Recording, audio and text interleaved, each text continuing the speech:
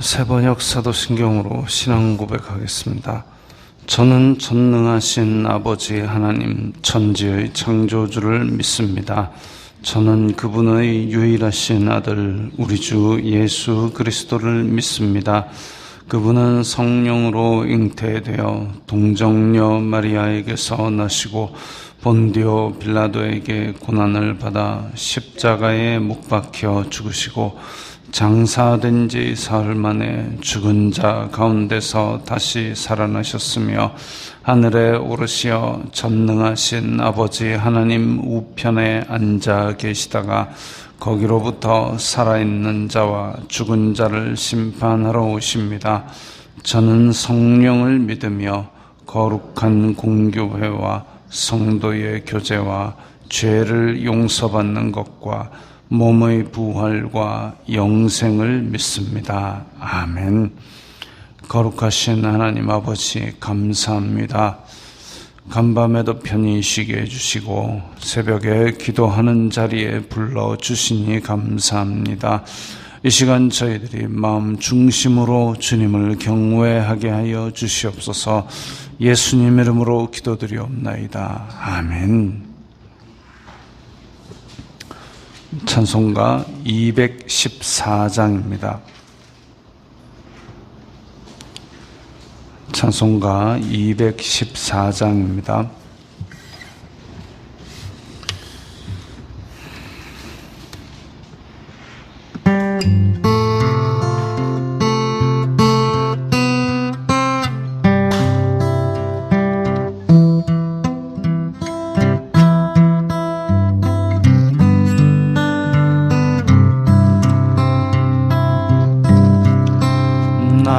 주의 도움 받고자 주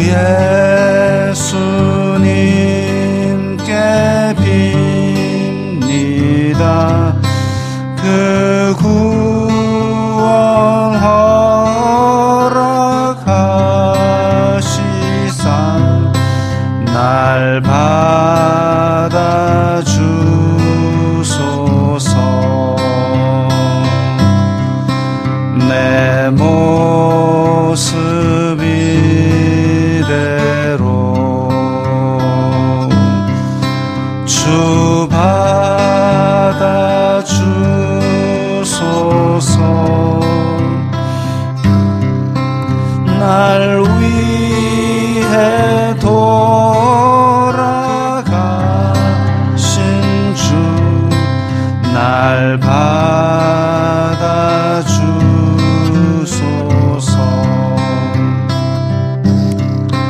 큰 죄에 빠져요 죽을 날 위해 피 흘렸으니 주 형상대로 빚으사 날 받아주소서.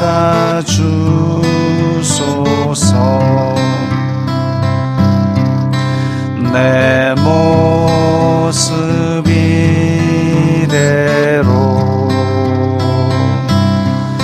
주 받아주소서.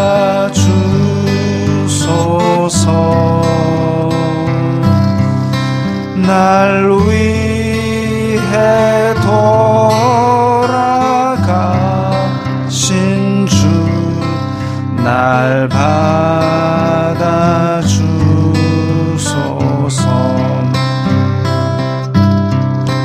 내 힘과 결심 약하여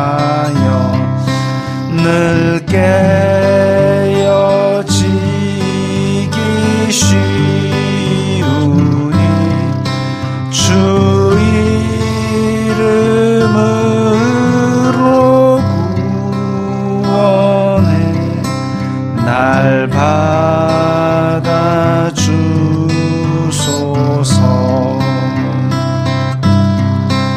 내 모습 이대로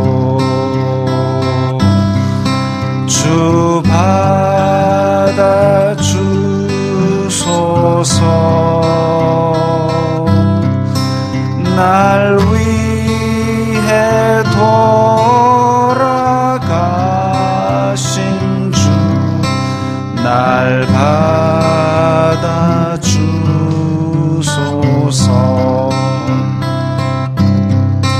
내 주님 서신 발 앞에 나 꿇어 엎드렸으니 그 크신 역사 이루게 날 받아주소서.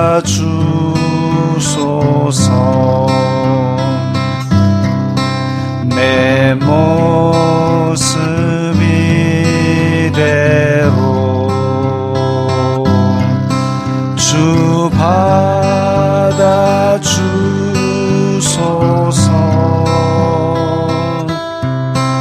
날 위해 돌아가신 주 날 받아주소서.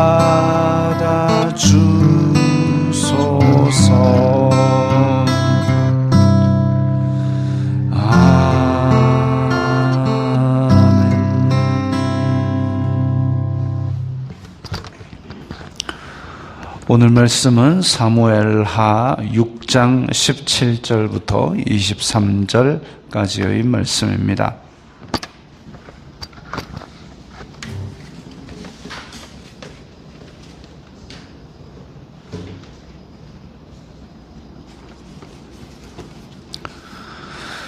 사무엘하 6장 17절부터 23절까지의 말씀 함께 읽겠습니다. 여호와의 궤를 메고 들어가서 다윗이 그것을 위하여 친 장막 가운데 그 준비한 자리에 그것을 두매 다윗이 번제와 화목제를 여호와 앞에 드리니라. 다윗이 번제와 화목제 드리기를 마치고 만군의 여호와의 이름으로 백성에게 축복하고 모든 백성 곧 온 이스라엘 무리에게 남녀를 막론하고 떡 한 개와 고기 한 조각과 건포도 떡 한 덩이씩 나누어 주매 모든 백성이 각기 집으로 돌아가니라. 다윗이 자기의 가족에게 축복하러 돌아오매 사울의 딸 미갈이 나와서 다윗을 맞으며 이르되 이스라엘 왕이 오늘 어떻게 영화로우신지 방탕한 자가 염치 없이 자기의 몸을 드러내는 것처럼 오늘 그의 신복의 계집종의 눈 앞에서 몸을 드러내셨도다 하니 다윗이 미갈에게 이르되 이는 여호와 앞에서 한 것이니라. 그가 내 아버지와 그의 온 집을 버리시고 나를 택하사 나를 여호와의 백성 이스라엘의 주권자로 삼으셨으니 내가 여호와 앞에서 뛰놀리라. 내가 이보다 더 낮아져서 스스로 천하게 보일지라도 내가 말한 바 계집종에게는 내가 높임을 받으리라 한지라. 그러므로 사울의 딸 미갈이 죽는 날까지 그에게 자식이 없으니라. 아멘. 자, 여호와의 궤를 메고 올라옵니다. 비록 그 우사가 죽는 충격적이고 슬픈 일을 겪었지만 그로 말미암아 하나님께서 원하시는 바가 무엇인지 여호와의 법이 어떤 것인지를 깨닫게 되어서 그걸 깨닫고 많은 백성들이 하나님을 두려워하지만 살아계시는구나, 그리고 우리와 함께 계시는구나, 그걸 알고 이 이스라엘 백성들의 마음이 하나님께로 오게 되었습니다. 그래서 온 백성이 하나님을 경외하는 이 계기가 되었기 때문에 그래서 여호와의 궤를 메고 올라가는 것이 큰 기쁨이었고 다윗은 그 앞에서 온 힘을 다해서 춤추며 하나님을 찬양했습니다. 그래서 친 장막, 장막을, 원래 그 모세의 성막은 이스라엘 자손들 이 이집트에서부터 가져왔던 그 성막은 지금 기브온 산당, 예루살렘에서 북쪽으로 좀 떨어져 있는 기브온 산당에 처져 있었습니다만은 그 전에 다윗의 마음은 이 언약궤와 함께 하나님을 경배할 수 있는 성전을 짓는 게 자기의 꿈이었죠. 주변을 평정하고 하나님께서 평화를 주시면 하나님을 경배할 수 있는 집을 짓고 싶다. 이게 자기의 꿈이었는데, 그래서 기브온 산당으로 들이지 아니하고 다윗성으로 올라오는데, 다윗성 그 이전에 장막을 따로 쳐서 구별된 자리를 만들었습니다. 어찌 보면 성전으로 들어가기 전의 임시로 친 장막이지요. 그래서 준비한 자리에 그 언약궤를 들여다 놓고 그 다음에 18절에 번제와 화목제를 드렸다 그랬습니다. 거기에 대해서 하나님 앞에 이 언약궤가 구별되어 있다는 것을 정돈을 하고, 그리고 온 백성과 하나님이 이제 화목하였습니다. 그 제사가 화목제이지요. 화목제를 드리고 나면 그 제물은 그 제사 드린 사람과 그리고 이웃 사람과 다 나누어 먹게 되어 있습니다. 그래서 18절에 보면 여호와의 이름으로 백성에게 축복하고, 그리고 모든 백성, 제사 앞에 왔던 모든 백성에게 먹을 것을 다 나누어 주고, 정말 이 은혜의 자리, 하나님을 다시 섬기게 됨으로 다 함께 기뻐하는 자리가 되었죠. 그리고 20절에 보면 이제 집으로 축복하러 돌아왔는데 사울의 딸 미갈이 나와서 다윗을 맞으며, 자, 지금 다윗은 아내가 한 4명 정도, 그 기록된 바만 4명 정도 있습니다. 뭐 일단은 도망 다닐 때 만났던 그 나발의 아내 아비가일도 있고 또 미갈도 있고 뭐 하여튼 2명 더 있습니다. 근데 지금 집으로 돌아왔는데 누가 맞이하느냐? 미갈이 맞이합니다. 공식적으로 왕비의 자리는 미갈이 차지하고 있었던 것이죠. 왜냐하면 사울의 이 정통성 있는 왕조 후계자로서, 그래서 미갈이 미갈이 딴 데 시집 갔음에도 불구하고 이제 북이스라엘을 차지했었던 사울의 아들 이스보셋에게 내 와이프였던 미갈 데려와라 라고 화친의 조건으로 미갈을 데려와라 라고 할 정도로, 그렇게 그 앞뒤 사정상 미갈이 공식적인 왕비의 자리에 있었습니다. 공식적인 왕비의 자리에 있었음에도 불구하고, 그리고 다윗이 지금 여호와 앞에서 너무 기쁜 그런 상태임에도 불구하고 맞으러 와가지고 뭐라 그러냐면은, 오늘 어떻게 영화로우신지 방탕한 자가 염치 없이 자기 몸을 드러내는 것처럼 계집종 눈앞에서 몸을 드러내셨도다. 아마 그래서 이걸 제가 어릴 적 주일학교 시절에 설교를 많이 듣기로는 뭐 옷이 흘러내려갖고 몸이 드러났다라고 이야기를 하는데, 과연 그런 것이었는지, 아니면 이 왕이 막 춤추고 이런 모양새가 미갈 눈에 보기에는 품이 없어 보였던지, 어쨌든 그런 모양새에 대해서 하나님 앞에서 춤추는 왕에 대해서 비난을 한 것입니다. 방탕한 자가 염치 없이 자기 몸을 드러냈다. 방탕한 자라는 이 단어를 그 히브리어 사전을 찾아보면 뭐라고 되어 있냐면은 가치 없는 자, 쓸모없는 자, 이런 의미의 단어가 쓰였습니다. 그리고 이 단어가 나중에 어디에 한 번 더 등장하냐면 신약 성경에서 예수님께서 너희 형제를 향하여 라가라 하는 자, 이 라가라는 하는 자가 바로 이 말입니다. 가치 없는 자, 방탕한 자. 그래서 그렇게 하는 자는 심판을 면치 못한다고 하셨던, 그때 쓰셨던 그 단어가 이겁니다. 그러니까 공식적인 왕비가 막 은혜 속에 기쁨에 충만한 다윗을 향하여서 아이고 채신머리 없이 춤이나 추고 이런 라가 같은 가치 없는 사람 같으니라고 이렇게 한 겁니다. 다윗이 기분이 어떨까요? 이게 완전 은혜 파사삭, 감동 파사삭.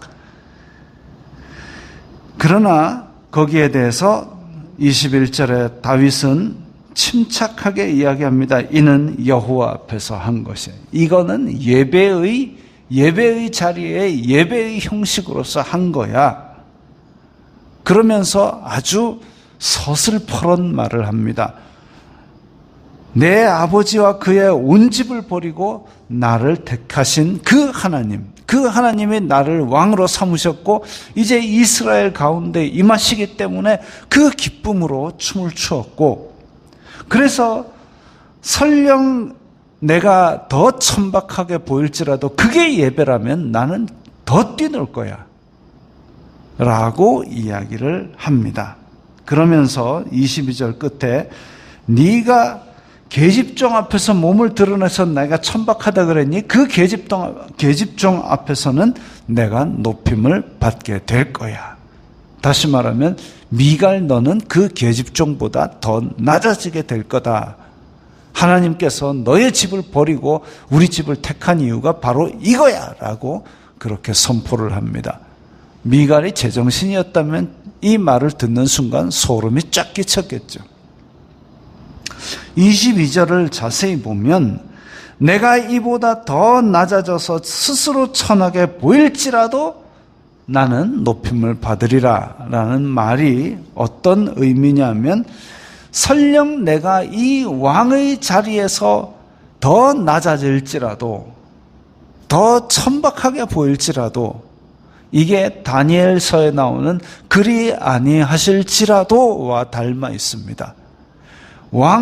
하나님께서 나를 사랑하신 이것이 가장 중요한 일이고, 그래서 나를 사랑하셨기 때문에 왕이 되든지 천박한 자리에 있든지 어쨌든 나는 하나님과 동행하고 하나님 안에서 기뻐하고 하나님을 예배하고, 그렇기 때문에 사람들이 높이 보든지 천박하게 보든지 관계없이 그리 아니하실지라도 나는 하나님 앞에서 예배하는 자로 살아갈 거다. 왕이시여, 당신이 우리를 불 가운데 던지면 하나님이 건져주실 것인데 그리 아니하실지라도 왕이 섬기라는 그 우상에게는 절 안 할 줄 아세요. 그것과 닮아 있습니다.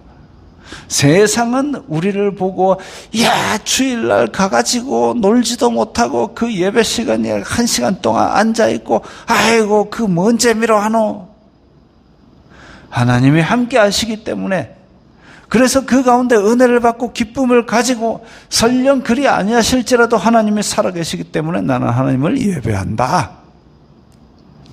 말은 우리가 그렇게 그리 아니하실지라도 노래를 부르고 하고 있지만 실제로는 어렵습니다. 그리 아니하실지라도라는 믿음이 우리가 말로 하기는 쉬운데 실제로 말로 하기도 사실 어렵죠. 하나님께서 우리에게 복을 주실 거야. 그러나 그리 아니하실지라도, 내가 가난한 속에 있을지라도, 내가 괴로운 가운데 처할지라도, 내가 박해를 받는 그 어려운 가운데 처할지라도 나는 하나님 못 버려. 그렇게 선포하기도 어렵지만 실제로 살기는 더 어렵습니다.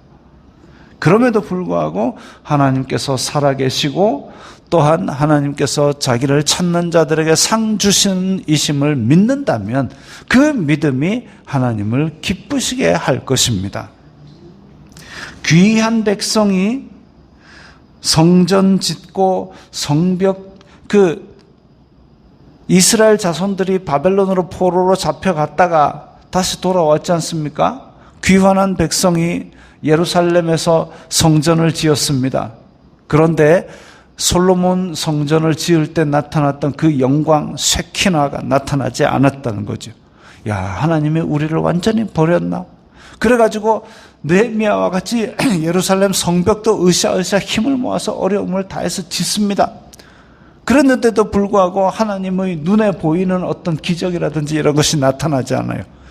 아이고, 하나님 믿어봐야 별 수 없네 하고 그냥 실망하고 주저앉고 그냥 내 배 채우는데 바빴던 사람들이 누구냐 하면 말라기 이후에 예수님 오실 때까지 이 400년 동안의 사람들입니다. 하나님이 입을 딱 다무셨죠. 그 가운데서도 분명히 하나님을 섬기던 자들은 존재했습니다. 분명히 하나님께서는 이 우리에게 복을 주시지 아니하실지라도 살아계시고 우리의 언약을 기억하신다라고 믿는 사람들이 거룩한 씨로 남아 있었던 것이지요. 예수님께서 말세에 믿는 자를 보겠느냐라고 한탄을 하셨습니다. 지금 우리가 살아가는 시기가 말세지요. 예수님 이후로부터 재림까지의 이 시기. 믿는 자를 보겠느냐라는 것은 과연 내가 어려움을 겪고 복을 받지 아니하고 그리 아니하실지라도 불에서 건져 주실 것이지만 불에서 건지지 아니하실지라도 내 믿는 믿음을 한 발도 물러서지 않고 끝까지 지킬 수 있는 사람이 있겠느냐라고 예수님께서는 바라보고 계십니다. 그랬을 때에 우리가 주여 그런 사람 여기 있습니다. 주님께서 남겨놓으신 바알에게 무릎 꿇지 아니한 7천인이 여기 있습니다. 새벽의 이슬 같은 주님의 청년이 여기 있습니다 라고 손을 들 수 있는 그런 믿음으로 끝까지 지켜야 됩니다. 23절에 사울의 딸 미갈이 죽는 날까지 그에게 자식이 없으니라. 이 말 한마디 잘못해가지고 이 말 한마디가 어디서 나왔느냐? 미갈의 평소의 생활과 평소의 믿음과 이런 것들이 똘똘 뭉쳐서 결국 그 한마디로 툭 터져 나온 거죠.